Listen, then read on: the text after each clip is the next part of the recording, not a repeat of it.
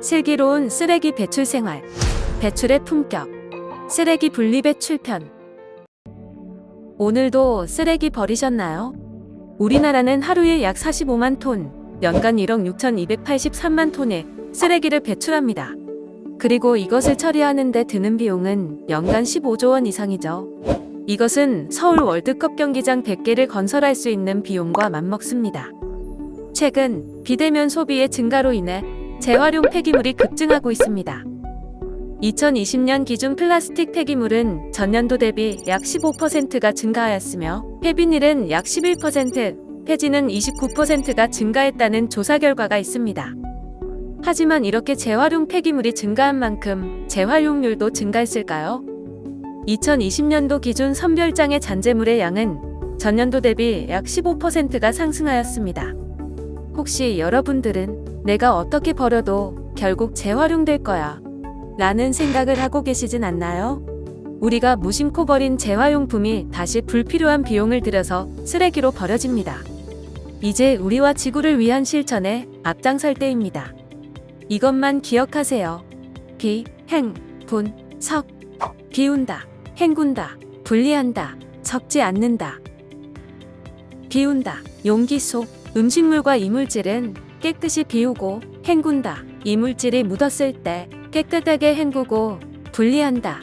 재질이 다른 것은 따로 분리하고 섞지 않는다. 플라스틱, 비닐 등 재질별로 나누어서 배출합니다. 그런데 내용물만 봐서는 어떤 재질인지 알쏭달쏭한 것들이 있죠. 2003년부터 환경부는 국민들이 보다 쉽게 분리배출할 수 있도록 분리배출 표시제를 시행하고 있습니다.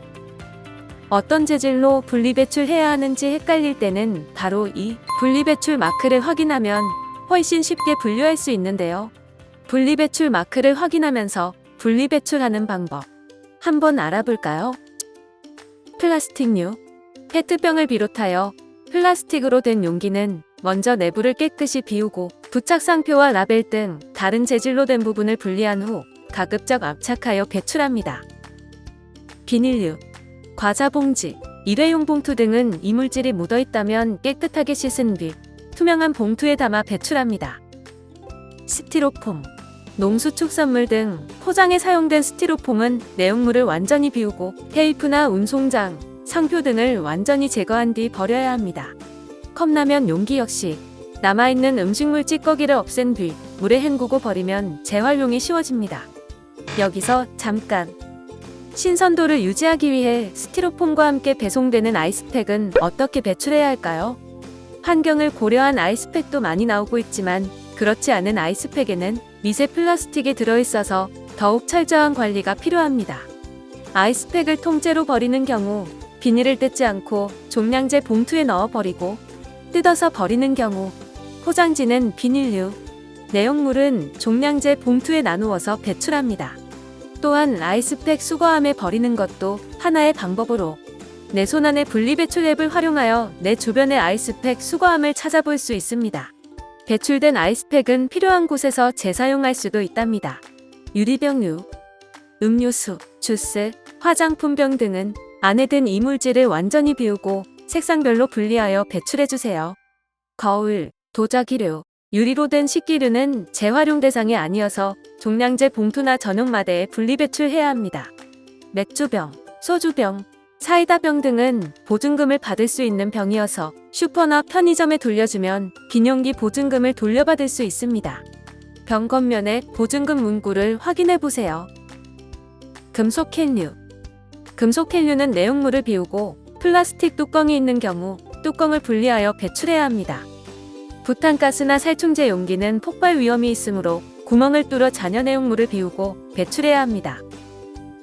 종이팩류, 우유팩은 내용물을 비우고 물로 헹군 후 펴서 말립니다.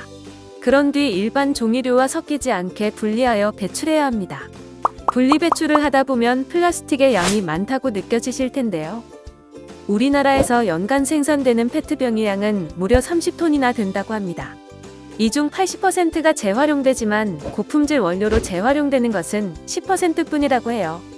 하지만 투명 페트병 분리배출을 잘 지킨다면 모두 고품질 자원으로 쓸 수 있습니다.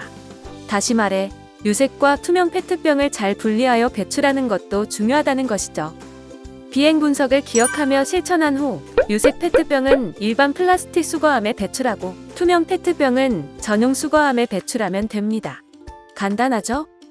2020년 12월부터 전국 공동주택 대상으로 투명 페트병 별도 분리 배출이 시행되었으니 잊지 않고 함께 실천하면 좋겠습니다. 요즘 플라스틱만큼 많이 배출되는 물건이 하나 더 있습니다. 바로 일회용 마스크인데요.